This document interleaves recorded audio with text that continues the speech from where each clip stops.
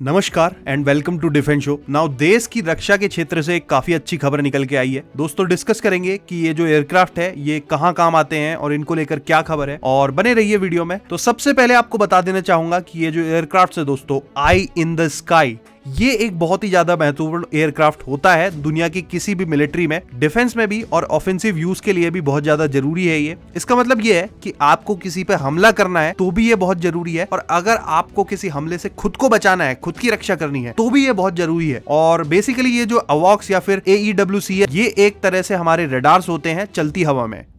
चलती हवा से अगेन मेरा मतलब है कि आसमान में जब आप हैं तो आपके पास एक मूविंग रडार रहता है, चलता फिरता, और इसका बहुत ही ज्यादा यूज हम लोग करते आए हैं। और लास्ट टाइम हमने इसका एक बड़ा यूज किया था, बड़े लेवल पे किया था किसी अटैक के लिए, तो वो था बालाकोट एयर स्ट्राइक्स के समय पे। जी आपको बता दूं, बालाकोट में हमने इस तरह के एयरक्राफ्ट की एक बहुत अच्छी भूमिका रही थी हमारे लिए, और इसी के हेल्प से हम खुद को बिना किसी डैमेज के वापस भी ला पाए थे। नाउ इसकी फुल फॉर्म अपने आप में है aerial warning and control system, या फिर aerial early warning and control system आप कह सकते हो। बेसिकली ये जो एयरक्राफ्ट है ये अपने आप में कोई अटैक नहीं करता है, लेकिन जब आप हमला करने जा रहे हैं तो उस समय जो भी आपके फाइटर जेट्स हैं उस फ्लीट में ये एयरक्राफ्ट रहता है, और ये इंश्योर करता है कि जहां आप फ्लीट लेके जा रहे हैं अपना, वहां आपके लिए कोई खतरा तो नहीं आ रहा, कोई मिसाइल या फिर कोई एयरक्राफ्ट तो नहीं है। नाउ अगेन जमीन में जो हमारे रेडार्स हैं वो भी काम करते हैं ऑब्वियसली, बट जो ये एयरक्राफ्ट है इससे हमें एक बहुत बड़ा एडेड एडवांटेज मिल जाता है।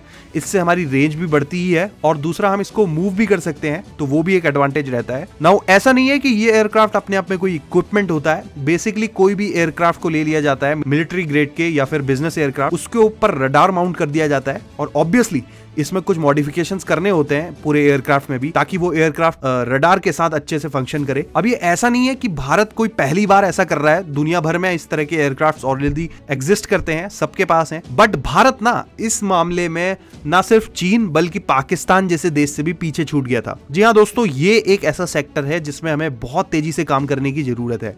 पाकिस्तान के पास इस समय पे 9 से 11 के बीच में इस तरह के अवॉक्स एयरक्राफ्ट हैं, तो वहीं चाइना के पास भी 30 से ज्यादा इस तरह के एयरक्राफ्ट हैं जिनके ऊपर रडार लगे हुए हैं। लेकिन इंडिया के पास सिर्फ 5 ऑपरेशनल इस तरह के एयरक्राफ्ट हैं, और उसमें से भी 2 हमने इजराइल से बने हुए लिए हैं, और हमारे 3 एयरक्राफ्ट DRDO के नेत्र अवॉक्स हैं। तो इसके लिए ना हमें बहुत पहले ही काम शुरू कर देना चाहिए था, लेकिन थोड़ा लेट हुआ है, बट हमने जो किया है वो काफी अप्रिशिएट करने वाला है। और हमारे पास इतने लंबे समय में सिर्फ 5 ही अवॉक्स थे, जिसमें से भी 2017 में हमने कुछ इंडक्ट किए थे और काफी लेट हो गए थे।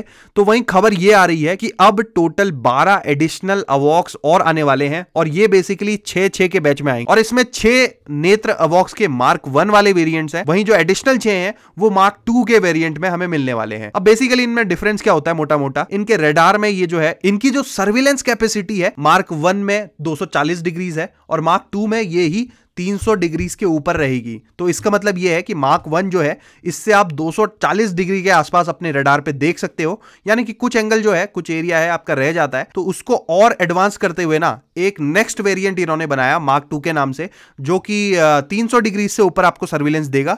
तो बहुत ज्यादा हेल्प होगी हमारी इससे, और नेक्स्ट वीक ही डिफेंस मिनिस्ट्री से इसको एक्सेप्टेंस ऑफ नेसेसिटी अप्रूवल मिलने वाला है। अब बेसिकली ये अप्रूवल क्या होता है मैं आपको बताता हूं। इसके बाद ना जो ये रडार्स हैं इनको एयरक्राफ्ट के ऊपर माउंट करने का अप्रूवल मिल जाएगा, और इसके बाद ये तुरंत काम चालू कर देंगे। और आपको बता दूं कि ये जो प्रोजेक्ट है ना, ये DRDO और इंडियन एयरफोर्स का जॉइंट प्रोजेक्ट है, करीब 9,000 करोड़ के आसपास। ऑफ कोर्स इसके लिए ये जो एयरक्राफ्ट्स होते हैं इनको प्रोक्योर करना पड़ेगा, फिर इसके बाद इसमें कुछ मॉडिफिकेशंस होंगी वो करेंगे, फिर इसमें जो रडार सिस्टम्स हैं वो हम इसके ऊपर माउंट करेंगे, और ऑल टुगेदर जो मार्क 2 वाले वेरिएंट्स हैं उनके लिए भी सेम ही काम होगा। और वो जो 6 आ रहे हैं वो भी 10,000 करोड़ के आसपास का प्रोजेक्ट बताया जा रहा है। तो ये जो मार्क 2 है ये 2025 और 2026 के आसपास तैयार होकर हमें मिलेंगे, और ये जो मार्क 1 है, जो 6 एयरक्राफ्ट्स हैं, ये आपको पॉसिबली 2024 के अंत तक ही इंडक्ट होते हुए दिख जाएंगे। और इनसे ना एक बहुत बड़ी एडवांटेज भारत को मिलने वाली है। जैसे कि मैंने आपको बताया था कि हमले करते हुए तो ये काम आते ही हैं, इससे भी ज्यादा काम ये डिफेंस का करते हैं, क्योंकि हमले तो उतने ज्यादा नहीं करने होते, बट डिफेंस के लिए, ये सर्विलेंस के लिए बहुत ज्यादा काम आते हैं, बॉर्डर पे निगरानी रखते हैं। और जितनी ज्यादा संख्या में ये हमारे पास होंगे ना, उतने ज्यादा हमारे बॉर्डर सिक्योर होते जाएंगे, और उतनी तेज निगरानी भी हम रख पाएंगे अपने बॉर्डर्स पर। और अभी हमारे पास आप 5 सालों में देखेंगे कि ये संख्या 17 से से 18 के आसपास पहुंच जाएगी।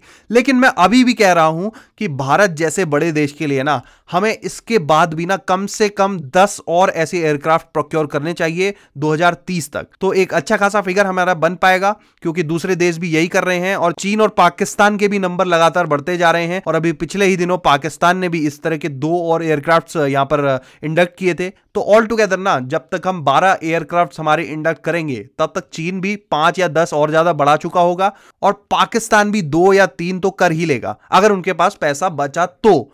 हाँ, क्योंकि अगेन उनके वहां इकोनॉमिक क्राइसिस चल रहा है। अब खैर इसके बारे में किसी और वीडियो में बात करेंगे। जो अभी वाली खबर है वो काफी अच्छी है, बट 2030 तक हमें कम से कम अपने जो इस तरह के एयरक्राफ्ट्स हैं उनका नंबर 25 से ऊपर ले जाना पड़ेगा, तब जाकर हम कहीं टक्कर में आ पाएंगे इस मामले में अपने पड़ोसी देशों से। और ये ना बहुत जरूरी भी है, इससे आप बॉर्डर पे जाकर कम से कम 200, 300, 400 किलोमीटर तक सर्वेलेंस कर सकते हो। ये बहुत काम की चीज है और ये हमारी एयरफोर्स में होने ही चाहिए। और कल के दिन में मान लीजिए अगर कोई वॉर होती है या फिर कोई ऑपरेशन हमें करना पड़ जाता है तो उसमें हमें बहुत ज्यादा जरूरत है इन एयरक्राफ्ट्स की, इन सिस्टम्स की। तो काफी अच्छी न्यूज है ये। आपका क्या सोचना है इस बारे में कमेंट सेक्शन में लिखिए। जय हिंद, वंदे मातरम।